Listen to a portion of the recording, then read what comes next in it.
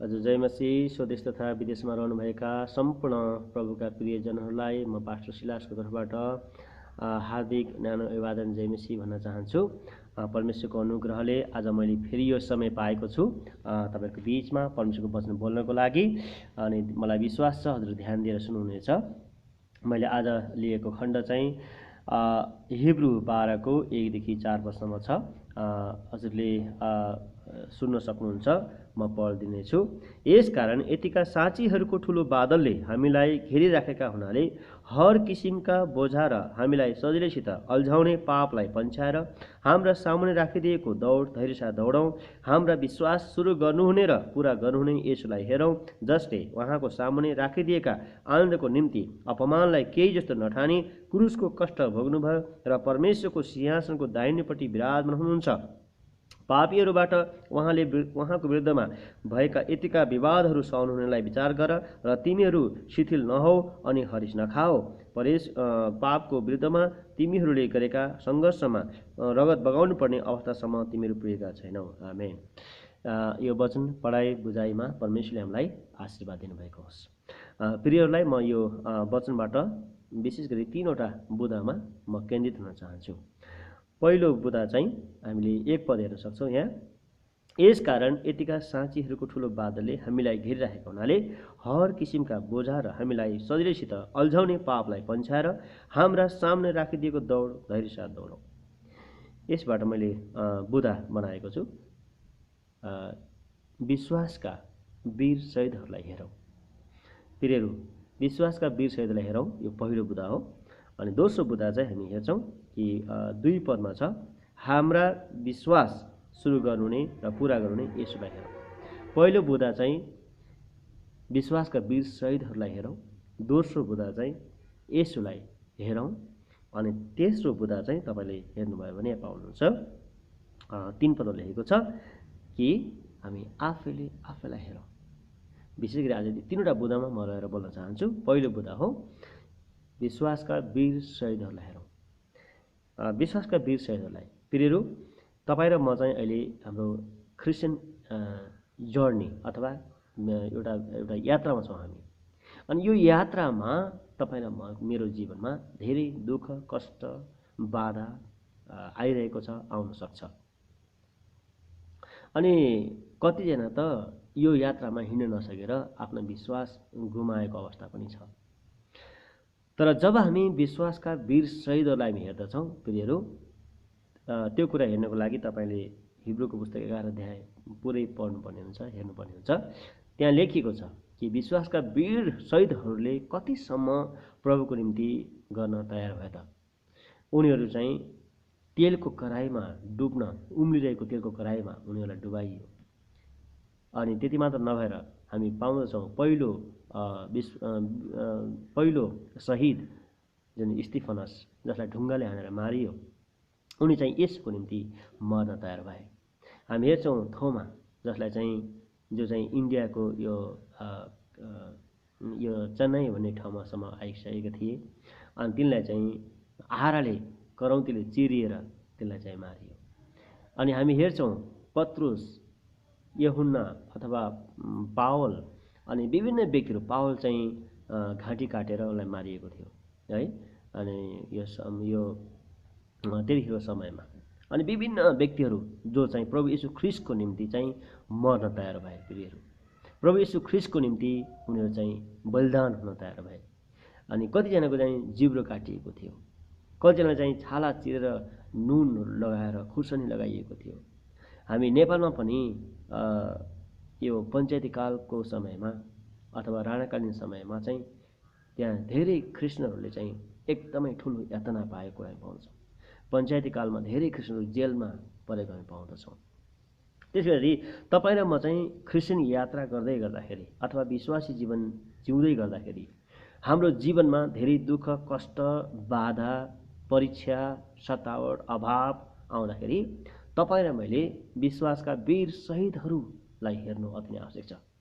हामीले चाहिँ विश्वासका वीर शहीदहरूले कसरी यात्रा सुरु गरे त, हामी त्यो हेर्नु अति नै आवश्यक छ। प्रियहरू, त्यसले गर्दाखेरि तपाईँहरूलाई यो वचनबाट, यो बुँदाबाट यो भन्न चाहन्छु कि हामीले चाहिँ हाम्रो क्रिस्चियन यात्रालाई सफल पार्नको निम्ति, हाम्रो क्रिस्चियन यात्रालाई एकदमै आशिषमय तुल्याउनको निम्ति तपाईँ र मेरो आँखा विश्वासका वीर शहीदहरू जो चाहिँ येशू ख्रीष्टको निम्ति मर्न तयार भए अथवा जिउन तयार भए, उनीहरूलाई चाहिँ बाघको खोरमा हालियो अथवा उनीहरूलाई चाहिँ एकदमै जङ्गली जनावरको आहारा बनाइयो, तर पनि उनीहरूले चाहिँ विश्वासको त्यो कदमलाई चाहिँ उनीहरूले चाहिँ गुमाएनन् प्रियहरू। त्यसले गर्दाखेरि तपाईँ र मैले चाहिँ हाम्रो क्रिस्चियन यात्रा सफल पार्नको निम्ति अर्थात् येशू ख्रीष्टको दोस्रो आगमनसम्म तपाईँ र म स्थिर रहनको निम्ति तपाईँ र मैले हाम्रो आँखा विश्वासका वीर शहीदहरूलाई लगाउनु पर्ने हुन्छ। आमेन। अनि अर्को बुधा मैले हजुरलाई भने येशूलाई हेरौँ, येशूलाई हेरौँ। तपाईँ र मैले आफ्नो विश्वासको यो यात्रा अगाडि बढाउनको निम्ति प्रभु येशूतिर आफ्नो आँखा हामीले लगाउनुपर्छ है। We have to fix our eyes on to Jesus.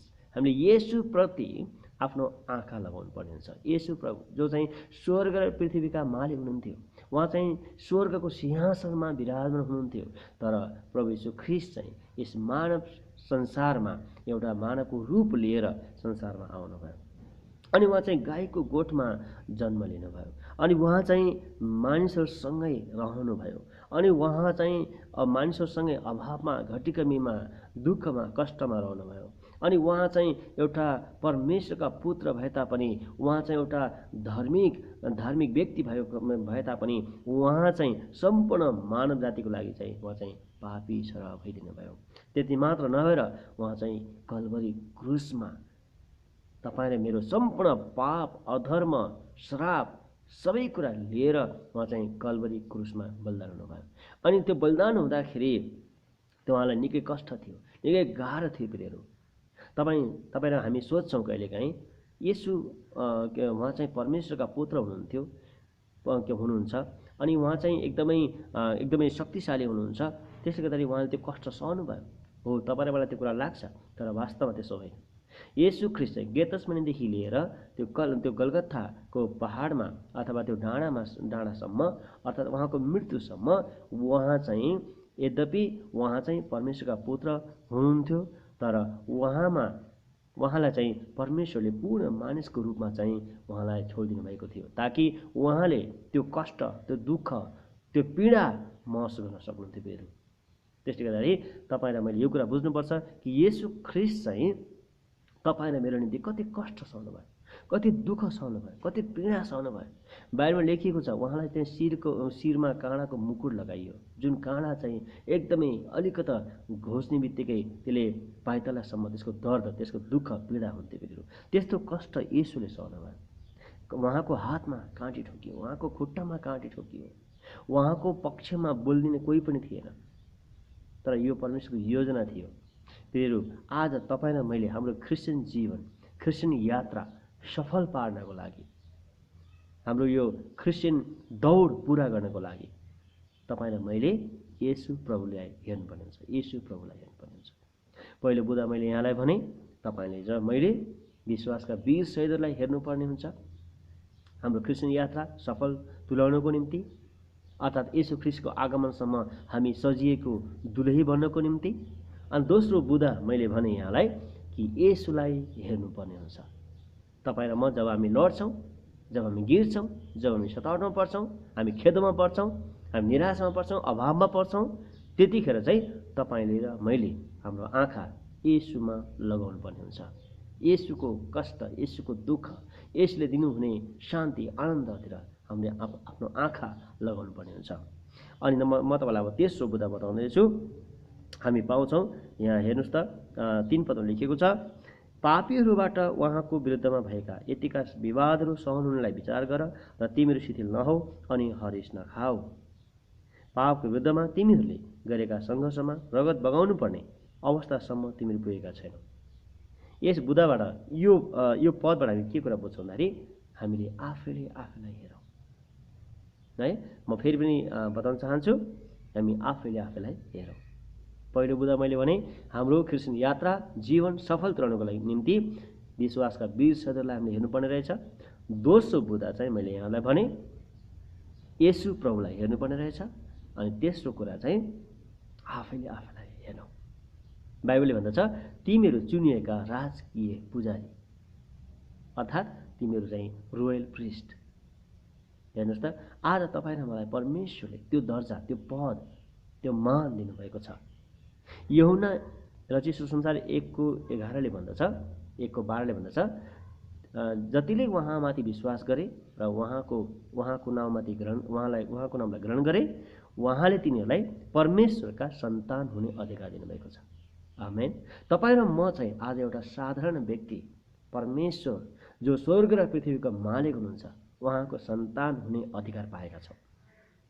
अनि तपाईँ र म यद्यपि हामी संसारमा गरिब हौँला, हामी संसारमा नपढेको हौँला, अथवा हामी अशिक्षित हौँला, अथवा हाम्रो आफन्तीहरू छैनन् होला, हाम्रो पक्षमा बोल्ने मान्छे छैन होला, तर यो परमेश्वरको वचनले के भन्दछ भन्दाखेरि तपाईँ र मैले उहाँलाई ग्रहण गरेदेखि नै तपाईँ र म परमेश्वरका सन्तान हुने अधिकार पाएका छौँ। आमेन। तपाईँ र म चाहिँ परमेश्वरको सन्तान हुने अधिकार पाएका छौँ। अनि यो संसारमा हामी केही क्षण हामी रहन्छौँ।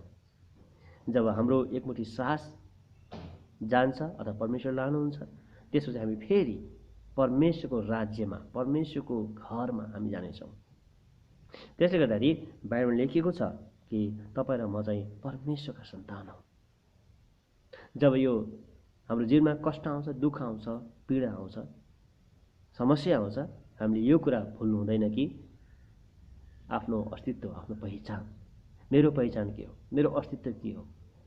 प्रियहरू, तपाईँले मेरो अस्तित्व भनेको चाहिँ परमेश्वरको सन्तान, तपाईँले मेरो पहिचान भनेको परमेश्वरको सन्तान। त्यसै गरी हामीले चाहिँ हाम्रो क्रिस्चियन यात्रा, हाम्रो विश्वासको यात्रा पुरा गर्नको लागि, सफल तुल्याउनको निम्ति हामीले चाहिँ यी तीनवटा कुरालाई याद गर्नुपर्ने हुन्छ। पहिलो कुरा मैले यहाँलाई भने, फेरि भन्न चाहन्छु कि विश्वासका वीर शहीदहरूलाई हेर्ने कुरा।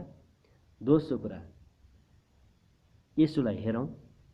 तेस्रो कुरा चाहिँ आफैलाई हेरौँ। तपाईँहरूलाई यो तीनवटा बुँदाबाट मैले यही उत्साह दिन चाहन्छु कि आज तपाईँ मेरो यात्रा सफल रहोस्। हाम्रो यात्रा भनेको के हो त भन्दाखेरि स्वर्गसम्मको यात्रा। आमेन। हाम्रो विश्वास पुरा गर्नुहुने परमेश्वरलाई महिमा होस्।